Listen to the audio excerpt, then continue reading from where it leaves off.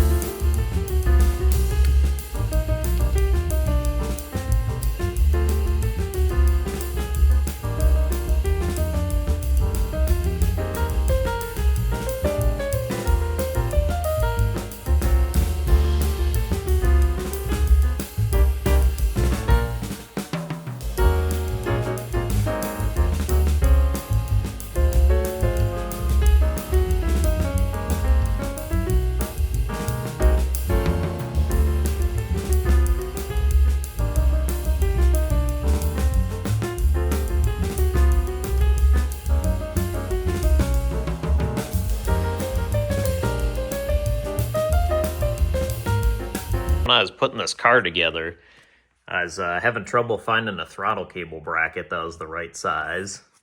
So, take a look at this guy. Recognize this? Well, this is what held the hood down originally on the car. The old hook for keeping that down, and customize it a little bit with some other piece of a bracket, some custom welding, and you have yourself a throttle cable bracket.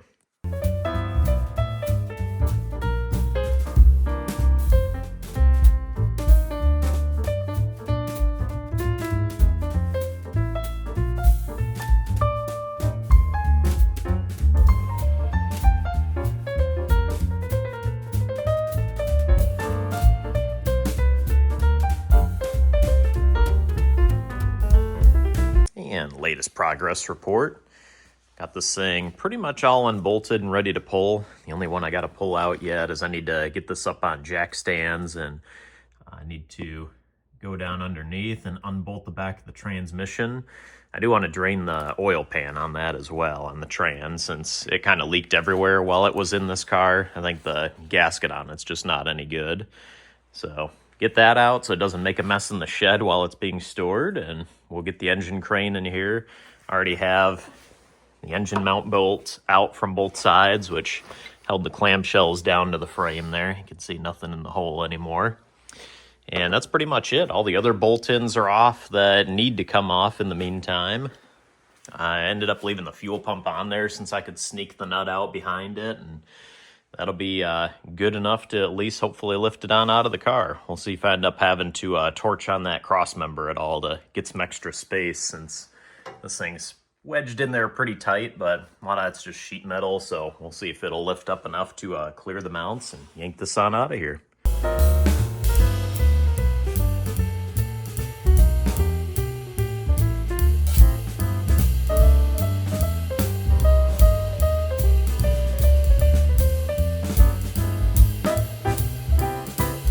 Okay, so I got the next phase here queued up. Got transmission drain, so stop leaking all over the floor, and that'll help especially when you start tipping the engine up like this to pull it out. They usually get a huge puddle on the floor from fluid coming out of the tail shaft, so that shouldn't be as much of an issue. There's actually still the end of the drive shaft yoke in there, since that's what broke on this car in the last run, so that's also keeping that plugged off. So I got the engine crane in here and all hooked up. I do have a couple wood blocks under here. Here's a little tip: if you have a car that's real low clearance, like say it started to belly out on you, you can do that to make sure to get enough clearance under the trailing arms there to be able to sneak under there. And I just have this bolted into the heads, one in that corner and one in the other corner. I don't have one of those fancy plates, so you can bolt to the intake to pull these out. And then one to the other, same bolt right on the top of the back of the cylinder head there. The distributor, I pulled the cap off since that wasn't clearing very well, and I did loosen it up as well, so that has some wiggle and shouldn't damage it here. That's pretty loose, not really touching it there. So I got this a little bit biased where the chain's a little bit shorter to compensate for the weight of the transmission as well. I might need to adjust that, so for that I really just pull this bolt out and switch whatever links I need to in order to try and pull this out as straight as possible.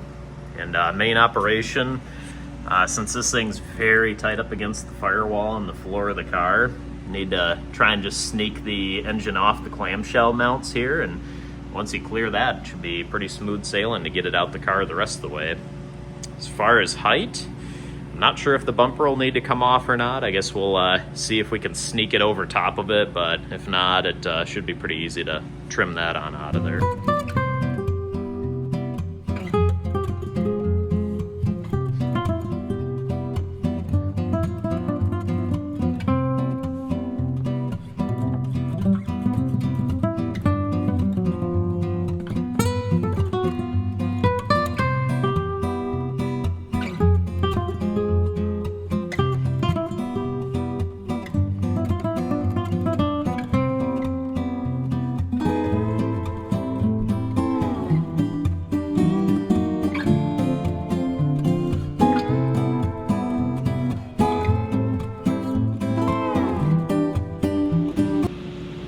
There we go. Engine and transmission is out of the car. That wasn't too bad. It was pretty tight in there, but just kind of took my time and used the pry bar there for some persuasion to get it on out. The transmission mount was pretty much torn in half. I kind of assumed that from how it looked under the car, but not a whole heck of a lot of room to sneak that guy out. It wasn't too bad getting it out, but you would not have a fun time getting it back in there if you wanted to put that back in the car. But there we go. Got that big step done. I'll work on getting these separated, the engine and transmission, so I can put them on my cart, get them back to the shed, and we'll proceed from there.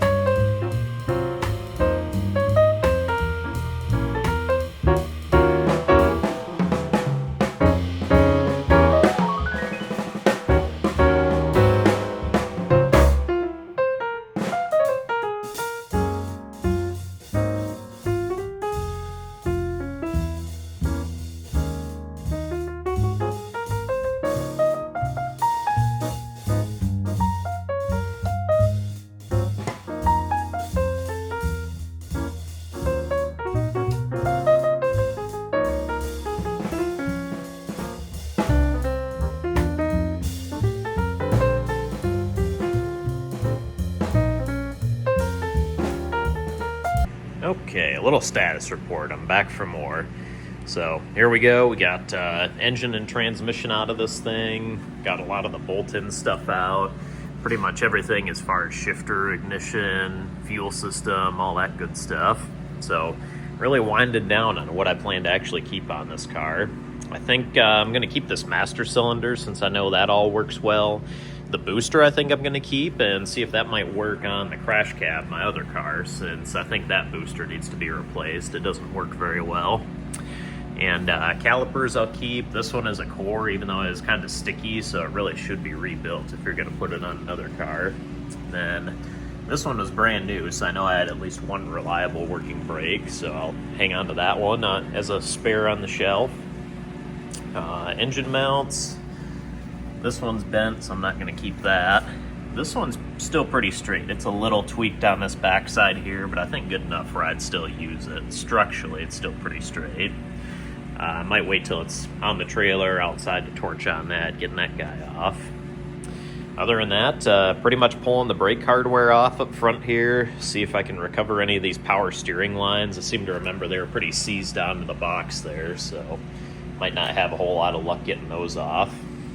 And I got a dull reciprocating saw blade or two to maybe get some of these cage appendages off, such as like the battery box here, or maybe the fuel tank mount in the back. Pull the seat out, and that'll probably pretty much be it until today. I'll wait till it's outside on the trailer to do any of the torching stuff, so I'm not doing that in the house garage. All right, and I'll fill you in when we get that far. All right, folks, if you made it this far, thank you for watching. And I'm going to go ahead and call that a wrap for today's video. As you can see, I have the old Capt Crunch Caprice out of the garage and winched up on the trailer, so one big step out of the way. I'm going to call this a part one of this video in the meantime. It's buried under about 2 feet of snow outside right now, so it's going to be a minute before I get a chance to break out the torches, cut the cage out of the car, and get some of my suspension parts back. So I'll get you guys an update video when we get that far. If you do enjoy these garage videos, make sure you hit that subscribe button and you won't miss out from any other future wall racing videos. Have a good one.